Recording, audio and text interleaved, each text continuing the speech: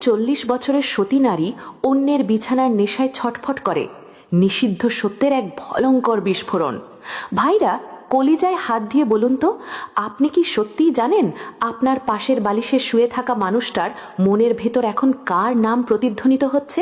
15-20 বছরের সাজানো সংসার, সন্তান, দায়িত্ব সবই তো ঠিক আছে।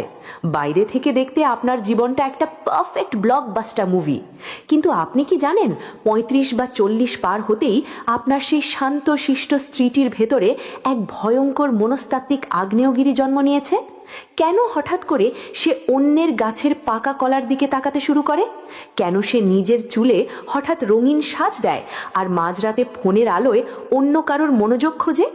আজ আমি আরিয়ান, নতুন নাম, আপনাদের সামনে সমাজের সেই সবচেয়ে বড় এবং চেপে রাখা নিষিদ্ধ সত্যটা ফাঁস করব, যা শুনলে আপনার আদর্শ সংসারের মিথ্যে দেওয়ালগুলো তাসের ঘরের মতো ভেঙে পড়বে। এটি কোনো চারিত্রিক বিচারে ভিডিও নয়, এটি সেই হরমোনাল এবং ইমোশনাল ডেথ ট্র্যাপের ময়না তদন্ত, যা হাজার হাজার সংসারকে তিলে তিলে ধ্বংস করছে। সমাজ একে চরিত্রহীনতা বলে গালি দেয়, কিন্তু আমি দেখাবো এটি আসলে একটি বায়োলজিক্যাল এবং সাইকোলজিক্যাল বিস্ফোরণ।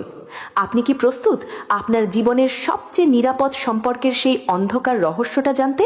তবে এই 8টি হাই ভোল্টেজ পয়েন্ট আপনার পায়ের তলার মাটি সরিয়ে দেবে। বায়োলজিক্যাল বিস্ফোরণ, ইস্ট্রোজেন বনাম টেস্টোস্টেরন।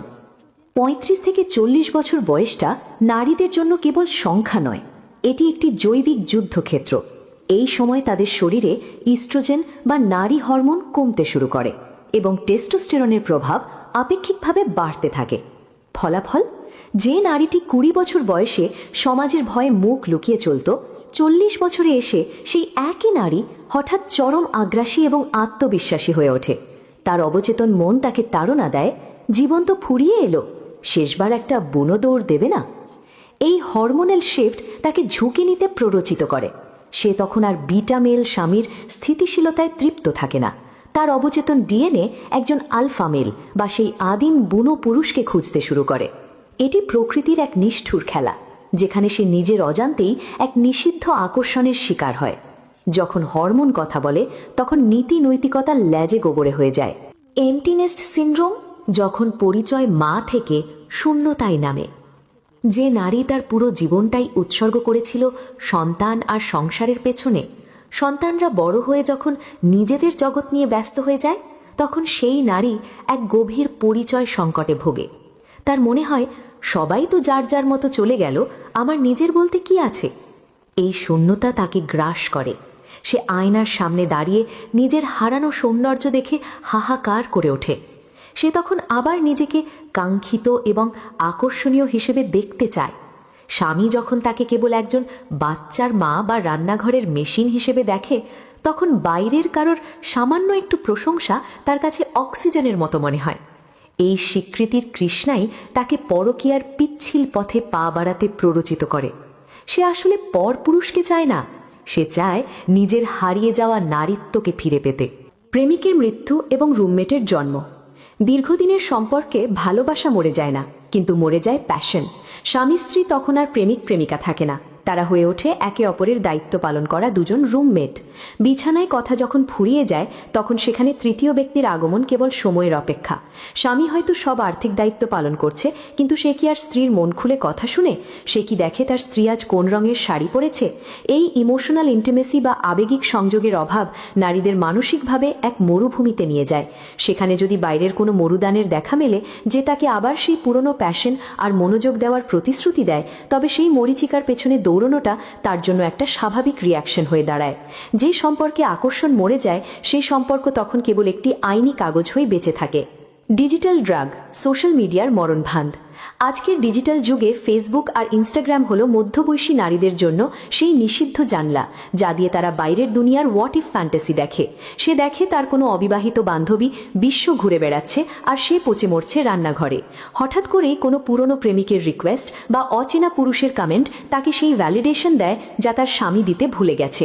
এই অনলাইন মনোযোগ একটা ভয়ঙ্কর ড্রাগের মতো কাজ করে। একটি ছবি পোস্ট করে শত শত লাইক পাওয়ার নেশা তাকে ঘর থেকে মনে মনে বের করে দেয়। সে ভাবে ভাবে আমি তো শুধু চ্যাট করছি, এতে দোষের কি? কিন্তু এই ইলিউশন অফ প্রাইভেসি তাকে ধাপে ধাপে আসল সর্বনাশের দিকে নিয়ে যায়। ইন্টারনেট হলো সেই দ্বিমুখী তলোয়ার যা আপনার সাজানো সংসারকে 1 সেকেন্ডে চূর্ণ বিচূর্ণ করে দিতে পারে। আর্থিক স্বাধীনতা ও অস্তিত্বের সংকট। আগের প্রজন্মের চেয়ে আজকের নারীরা অনেক বেশি আর্থিকভাবে স্বাধীন। এই স্বাধীনতা তাদের সামাজিক নিয়ম ভাঙার বা একটা নীরস সম্পর্ক থেকে বেরিয়ে আসার সাহস যোগায়। আগে মুখ বুজে সহ্য করত, কারণ যাওয়ার জায়গা ছিল না। এখন সে ভাবে, কেন আমি একটা প্রাণহীন সম্পর্কে নিজের বাকি জীবনটা নষ্ট করব? এটি একটি এক্সিস্টেন্সিয়াল ক্রাইসিস বা অস্তিত্বের সংকট। সে আয়নার সামনে দাঁড়িয়ে নিজেকে প্রশ্ন করে, এটাই কি আমার জীবনের শেষ স্টেশন?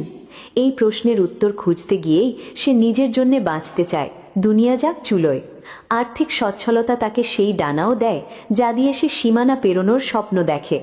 এটি কেবল যৌন চাহিদা নয়, এটি হলো নিজের নিয়ন্ত্রণ নিজের হাতে নেওয়ার এক অবদমিত চেষ্টা, যা মধ্য বয়সে আগুনের মতো জ্বলে ওঠে। পুরুষের প্রতি চরম সতর্কবার্তা। ভাইরা, যদি ভাবেন টাকা কামিয়ে আর সন্তানদের স্কুলে পাঠিয়েই আপনার দায়িত্ব শেষ, তবে আপনি বড় ভুল করছেন। আপনার সঙ্গী যখন 40-এর কোঠায়, তখন তাকে সবচেয়ে বেশি প্রয়োজন আপনার মনোযোগ আর প্রশংসার। তাকে টেকেন ফর গ্র্যান্টেড নেবেন না। তার ভেতরের হরমোনাল ঝড়টাকে বোঝার চেষ্টা করুন।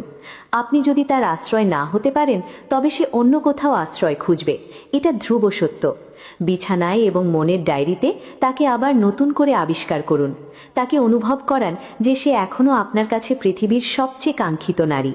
আপনার অবহেলায় তাকে অন্যের গাছের পাকা ফলের দিকে তাকাতে বাধ্য করে। আপনার সংসার বাঁচানোর চাবিকাঠি এখন আপনারই হাতে। হয় তাকে আগলে রাখুন, নয়তো তাকে হারানোর জন্য প্রস্তুত থাকুন। চূড়ান্ত সত্য, দোষ কার?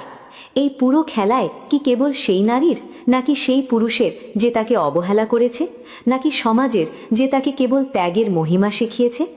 ফর্নিপুরের বিশ্লেষণ বলছে, এটি কোনো এক পক্ষের দোষ নয়, এটি একটি সিস্টেমিক ফেলিয়ার। যখন একটি সম্পর্ক স্থবির হয়ে যায়, তখন মানুষ নিজের অজান্তেই নতুনত্বের সন্ধান করে। মধ্যবয়সের এই ক্রাইসিস নারী পুরুষ উভয়ের জীবনেই আসতে পারে। তবে নারীদের ক্ষেত্রে এটি আরও বেশি জটিল, কারণ সমাজ তাদের সবসময় দেবী হিসেবে দেখতে চায়। মনে রাখবেন, তারা দেবী নয়, তারা রক্তমাংসের মানুষ।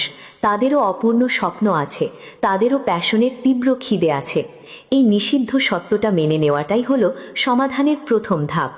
পরকীয়া কেবল চরিত্রের দোষ নয়, এটি প্রায়শই একটি মৃত সম্পর্কের কান্নার প্রতিফলন। বন্ধুরা, আজকের এই নিষিদ্ধ অধ্যায়ের পর্দা ফাঁস কি আপনার সাজানো স্বপ্নের দুনিয়ায় কম্পন ধরিয়ে দিয়েছে? আপনি কি আমাদের বিশ্লেষণের সাথে একমত, নাকি মনে হচ্ছে আমরা বাড়াবাড়ি করছি? কমেন্টে নিজের মতামত দিয়ে ফেটে পড়ুন। আপনার মতে 35 বা 40-এর পর নারী বা পুরুষের জীবনে সবচেয়ে বড় পরিবর্তনটা কি আসে? ভিডিওটি ভালো লাগলে এবং এই রকম আরও হার্ডকোর জ্ঞান পেতে চাইলে মাত্র 2000 লাইকের টার্গেট পূর্ণ করে দিন। আপনার একটি লাইক আমাদের জানাবে যে আপনি সত্য শুনতে কতটা ক্ষুধার্ত। আর হ্যাঁ, ফার্নিপুরের এই সাহসী গ্যাংয়ে জয়েন করতে এক্ষুনি সাবস্ক্রাইব বাটনে সজোরে ক্লিক করুন।